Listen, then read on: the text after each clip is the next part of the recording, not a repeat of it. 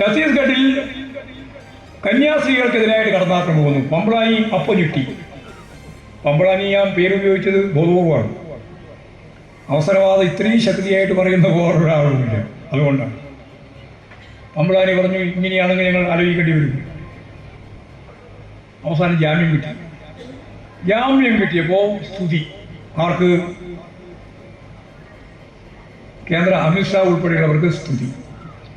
അച്ഛന്മാർ കെയ്പ്പും കൊണ്ട് പോയി സോപ്പിടാൻ. എവിടെ? RSന്റെ ഓഫീസിൽ. അവസരവാദി ആരാണ്? തലശ്ശേരി ആർച്ച് ബിഷപ്പ് ജോസഫ് പാംബ്ലാനിയോ, CPM സംസ്ഥാന സെക്രട്ടറി MV ഗോവിന്ദനോ? കന്യാസ്ത്രീകൾക്ക് ജാമ്യം കിട്ടിയ ശേഷം പാംബ്ലാനി അമിത്ഷായ്ക്ക് കൂടി നന്ദി പറഞ്ഞതാണ് MV ഗോവിന്ദനെ പ്രകോപിപ്പിച്ചത്. ക്രൈസ്തവ സമുദായത്തെ ആപത്തിൽ നിന്ന് രക്ഷിച്ചതിൻ്റെ ക്രെഡിറ്റ് എടുക്കാൻ UDFനൊപ്പം LDFും കിണഞ്ഞു ശ്രമിക്കുമ്പോൾ ബിഷപ്പുമാരുടെ BJP പുകഴ്ത്തലാണ് MV ഗോവിന്ദൻ പാംബ്ലാനിയുടെ പേര് പറഞ്ഞ് വിമർശിച്ചത്. തലശ്ശേരി അതിരൂപത മാത്രമല്ല, കത്തോലിക്ക സഭയാകെ പാർട്ടി സെക്രട്ടറിക്കെതിരെ വാളെടുത്തു. CPM എന്ന ഒരു രാഷ്ട്രീയ പാർട്ടിയുടെ സംസ്ഥാന സെക്രട്ടറിയാണ്. അതിലൊരു മഹത്വമുള്ള പോസ്റ്റുണ്ട്. ആ സ്ഥാനത്തിരിക്കുന്നയാള് ഗോവിന്ദചാമി പറയുന്ന പോലെ പറയരുതെന്നാണ് ഉദ്ദേശിച്ചത്. അതായത് അദ്ദേഹത്തിന് നിലയ്ക്കും വിലക്കും ചേർന്ന ഒരു പ്രസ്താവനയല്ല അത് എന്നാണ് ഉദ്ദേശിച്ചത്. ഇനി അദ്ദേഹം പറഞ്ഞത് എനിക്ക് തോന്നുന്നില്ല അദ്ദേഹം ഒരു തിന്മ ഉദ്ദേശിച്ച് പറഞ്ഞ. അദ്ദേഹം കുറെ ആളുകളെ അദ്ദേഹത്തിന്റെ പാർട്ടി പ്രവർത്തകരെ കണ്ടപ്പോൾ അവരുടെ മുമ്പിൽ അല്പം ആളാകാൻ വേണ്ടി ഒരു ആവേശത്തിരുത്തലിൽ പറഞ്ഞതായിരിക്കാമെന്നാണ് ഞാൻ കരുതുന്നത്. UDFന്റെയും LDFന്റെയും MPമാർ കേന്ദ്രമന്ത്രിമാരെ കാണുകയും പാർലമെന്റിൽ കന്യാസ്ത്രീകളുടെ മോചനത്തിനായി ശബ്ദമുയർത്തുകയും ഛത്തീസ്ഗഡിലേക്ക് പറക്കുകയും ചെയ്തിട്ടും മോചനത്തിന് വഴിയൊരുക്കിയത് പ്രധാനമന്ത്രിയുടെയും അമിത്ഷായുടെയും ഇടപെടലാണെന്ന് കത്തോലിക്ക സഭ വിശ്വസിക്കുന്നു. കന്യാസ്ത്രീകളുടെ മോചനത്തിന് പിന്നാലെ അമിത്ഷായ്ക്ക് മാർ ജോസഫ് പാംബ്ലാനി നന്ദിയും പറഞ്ഞു. മറ്റ് പാർട്ടിക്കാരുടെ ഇടപെടലും കത്തോലിക്ക സഭ എടുത്തു പറഞ്ഞെങ്കിലും BJP കന്യാസ്ത്രീകളെ ജയിലിലിട്ട് അവർക്ക് തന്നെ നന്ദി പറയുന്നതിൽ പ്രശ്നമുണ്ടെന്നാണ് CPM തുറന്നു പറയുന്നത്. പാംബ്ലാനിയുടെ പേര് പറഞ്ഞ് ആദ്യം തുടങ്ങിയത് MV ഗോവിന്ദനല്ല, DYFI സംസ്ഥാന സെക്രട്ടറി VK സനോജാണ്. നിയോമുളർ ഹിറ്റ്ലറുടെ ആദ്യകാല ചെയ്തികളെ ന്യായീകരിച്ച ആളാണ്. പക്ഷേ ഒരു ഘട്ടം കഴിഞ്ഞപ്പോൾ നിയോമുളറെ തന്നെ പിടിച്ച് ജയിലിലിട്ടു. ഏതാണ്ട് 5 വർഷത്തിൽ കൂടുതൽ ആ നിയോമുളർ എന്ന് പറയുന്ന പാസ്റ്റർക്ക് ജയിലിൽ കിടക്കേണ്ടി വന്നു. ജയിലിൽ കിടന്നപ്പോഴാണ് നിയോമുളർക്ക് ബോധോദയം ഉണ്ടായത്. അതുവരെ ആര് നല്ലതായിരുന്നു? ഹിറ്റ്ലർ നല്ലവനായിരുന്നു.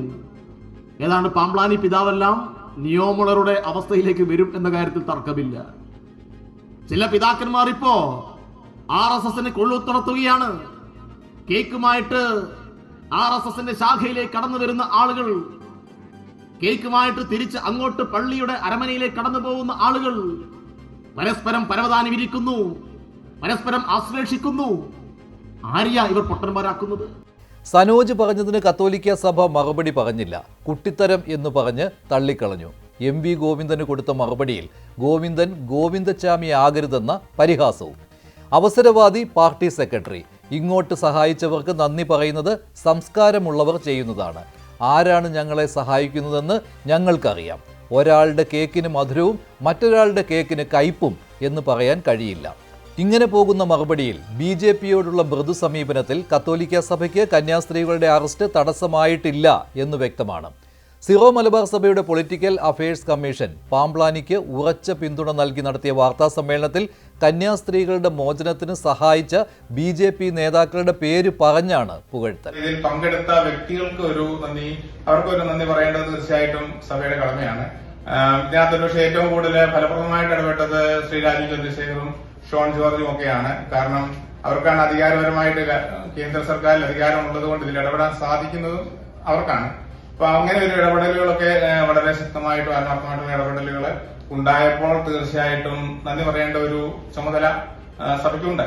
അതിന്റെ ഭാഗമായിട്ട് പാംബ്ലാനി പിതാവ് എല്ലാവർക്കും പൊതുവായിട്ട് ഒരു നന്ദി പറഞ്ഞു എന്നല്ലാതെ അതിനെ ഒരു രാഷ്ട്രീയവൽക്കരിക്കുകയോ രാഷ്ട്രീയ കാഴ്ചപ്പാടുകളിൽ കാണുകയോ ചെയ്യേണ്ടതില്ല. CPM അതിനകത്ത് 2 ദിവസമായിട്ട് പ്രസ്താവനകൾ ഇറക്കുന്നത് നിർഭാഗ്യകരമാണ്. CPMഉം ഈ ഒരു വിഷയങ്ങളിലൊക്കെ കുറച്ചുകൂടിയൊക്കെ ഒരു സെക്കുലർ നിലപാട് സ്വീകരിക്കണമെന്നാണ് എനിക്ക് ആവശ്യപ്പെടാനായിട്ടുള്ളത്. താമരശ്ശേരി ബിഷപ്പിനെ നികൃഷ്ട ജീവി എന്ന് വിളിച്ചത് പിണറായി വിജയനാണ്. ഒരു തിരുവമ്പാടിയിൽ അത് ഒതുങ്ങി. MV ഗോവിന്ദൻ ആ പാത പിന്തുടർന്നാൽ പരുക്ക് അതിലൊതുങ്ങില്ലെന്ന് പാർട്ടിക്കറിയാം. അവസരവാദത്തെ അവസരവാദമെന്ന് പറയേണ്ടി വരുമെന്ന് പറഞ്ഞത് നിലപാടിൽ ഉറച്ചു നിൽപ്പാണെങ്കിലും വീണ്ടും വീണ്ടും ഉന്നയിച്ച് സഭകളെ പിണക്കാൻ CPM ശ്രമിക്കുന്നില്ല. അതേസമയം വിശ്വാസികൾക്ക് താൽപ്പര്യമില്ലാതെ ബിഷപ്പുമാർ BJPയോട് മൃദു സമീപനം കാട്ടുന്നത് ചൂണ്ടിക്കാട്ടാൻ കിട്ടുന്ന അവസരം പ്രയോജനപ്പെടുത്തുകയും ചെയ്യും. കേക്കിനൊപ്പം ജയിലും എന്നുള്ള ഓർമ്മപ്പെടുത്തൽ. ഛത്തീസ്ഗഡ് സംഭവത്തിന് ശേഷം അരമനകളിലേക്ക് ഓടിയെത്തിയെങ്കിലും ആശയക്കുഴപ്പമുണ്ടായിരുന്ന BJPക്ക് MV ഗോവിന്ദനെതിരെ കത്തോലിക്ക സഭയുടെ പ്രതികരണം ഉണർവ് നൽകുന്നു.